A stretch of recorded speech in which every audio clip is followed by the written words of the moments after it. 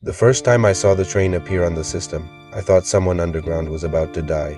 At exactly 2:17 in the morning, a train icon slid across my rail map toward a platform that had not existed for 20 years.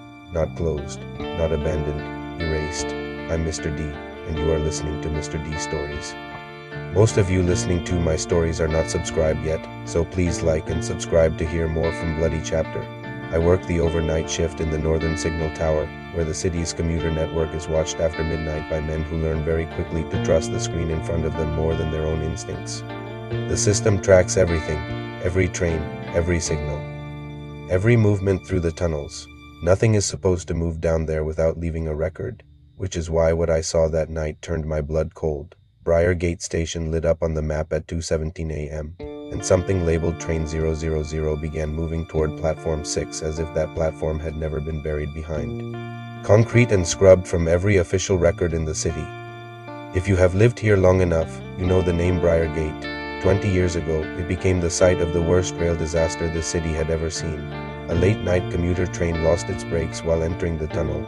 The driver radioed the tower screaming that he could not slow down. Emergency shutdown came too late. The train slammed into Platform 6 at full speed, tore through the waiting crowd, and brought part of the station roof down with it. 47 people died in seconds. After the investigation, the city made a decision that always felt wrong to me. They did not rebuild the platform. They sealed it, reinforced concrete over the access hall, new maps, new signs. Officially, Briar Gate had only 5 platforms now. Platform 6 was treated like a bad memory. The city wanted to bury so deep no one would ever say its name again, but the system remembered it, and that night the system showed a train heading there. At first I told myself it was a glitch.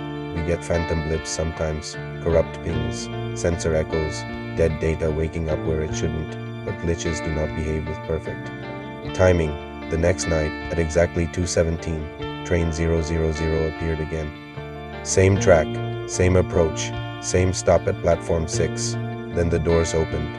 For 3 minutes, the system log showed the train sitting there in silence beneath a platform that no longer existed. Then it left. Night after night, it came back. Same time, same 3 minutes, same impossible destination. By the 4th night, curiosity had started replacing the uneasiness in my stomach. Something was happening beneath Briar Gate, and whatever it was, the system was not inventing it. It was recording it. That was the night I decided to go down there myself. Briar Gate looked half dead when I arrived. Rainwater shimmered under the station lights, and the entrance gates were locked for overnight maintenance, but operators carry keys for most transit doors. Inside, the air smelled like damp concrete and burnt wiring. Half the lights were off, leaving long corridors broken by strips of pale, fluorescent glare. Every step I took seemed too loud. Every sound came back to me a second later from somewhere deeper underground. I followed the old service passage toward where Platform 6 used to be, and eventually the corridor ended exactly where I knew it would, at a wall of reinforced concrete poured from floor to ceiling. No stairs, no doorway, no sign that a platform had ever existed beyond it. I checked my phone, 2:16 a.m., then I heard it. A low rumble from the other side of the wall, steel on rail, growing louder. The vibration traveled up through the soles of my shoes and into my legs. Then the train stopped, air brakes hissed, a hollow mechanical chime echoed through the concrete. The doors had opened. Near the base of the barrier was an old ventilation grate, half rusted over. I crouched beside it and aimed my flashlight through the slats. The beam spilled into darkness first, then found the platform beyond. It was lit. Weak fluorescent lights flickered overhead, stuttering like they were deciding whether this place still deserved to exist. And there, beside the platform, stood the train. It looked older than anything still running in the network. The metal body was gray with age, stained by rust and tunnel grime. Its windows filmed over like dead eyes. Every door was open, and inside, people were standing shoulder to shoulder in the aisle, dozens of them, perfectly still. Pale faces turned toward the empty platform as if they had been waiting there for years. My first thought was mannequins. My second was worse. One of them moved. A woman near the closest door slowly turned her head toward the wall, toward me. My flashlight caught her face for only a second. but that was long enough. I had seen her before in one of the sealed accident reports from Briar Gate. She had died 20 years ago on Platform 6. I recoiled so hard I nearly fell backward. My chest turned to ice. That was when I saw the paper lying near my shoe. It had not been there when I came in. I picked it up with shaking fingers. An old transit ticket, yellowed, damp at the edges. At the top it read, Briar Gate Platform 6. Beneath that, 217 M, and beneath the time, in faded black print, was a passenger name, mine, 4. A second I could not breathe. I turned back toward the grate. Every face inside the train had changed position. They were no longer staring at the platform. They were staring at the wall, at the exact place where I was kneeling. The doors remained open, waiting. Then, from somewhere inside the train, an announcement drifted through the ventilation shaft in a voice so thin and metallic it barely sounded human. Final boarding. My phone screen lit up. 218. The doors closed. The engine rumbled to life, and train 000 pulled away into the tunnel darkness as slowly as something savoring the fact that it could always come back.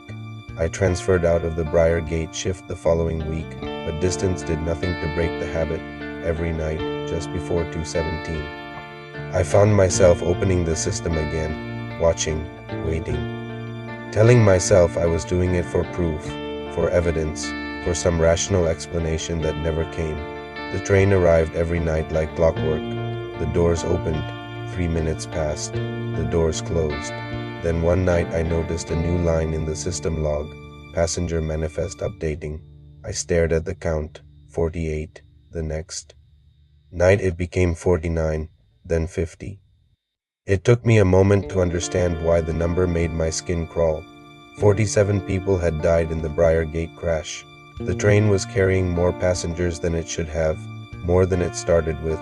Something or someone was being added.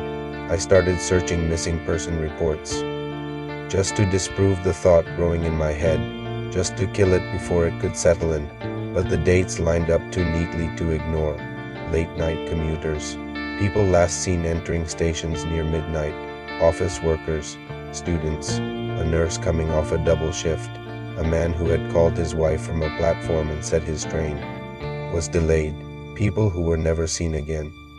Every few nights, the passenger count rose by 1. I stopped sleeping properly after that.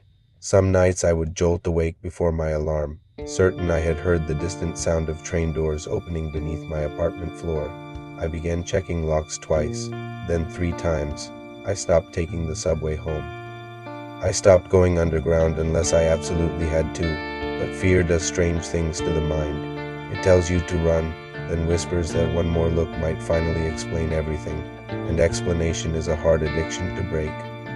So I went back. Rain was falling harder that night, needling against the station entrance and running in silver lines down the glass. Briar Gate looked emptier than before, as if the rest of the city had learned to stay away from it after dark. Inside, the corridors were silent enough to feel staged.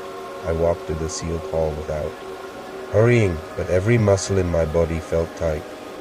My phone read 216. Then the rumble began again beyond the wall. Louder this time, closer.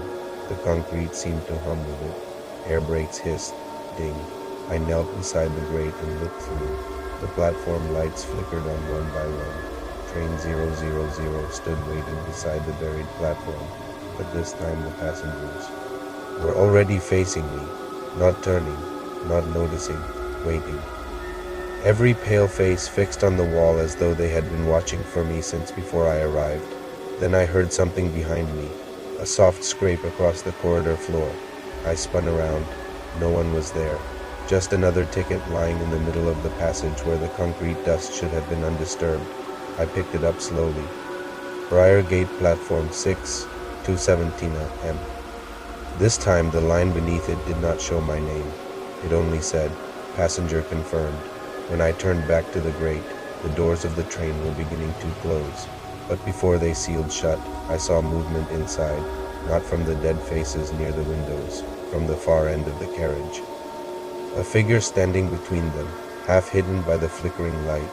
A man in a dark transit uniform, one hand on the pole, head tilted slightly, as though studying me. Even through the grime on the glass, I could make out one detail clearly enough to freeze every drop of blood in my body. The man had my face, the doors shut, the announcement. Whispered through the tunnel again, final boarding. Then the train slid away into the dark, carrying the dead, and something waiting in my place.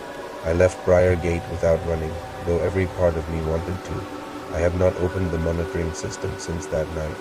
I tell myself that if I do not check, then maybe the train cannot check for me. Maybe whatever waits at platform 6 will lose interest if I stop listening for it.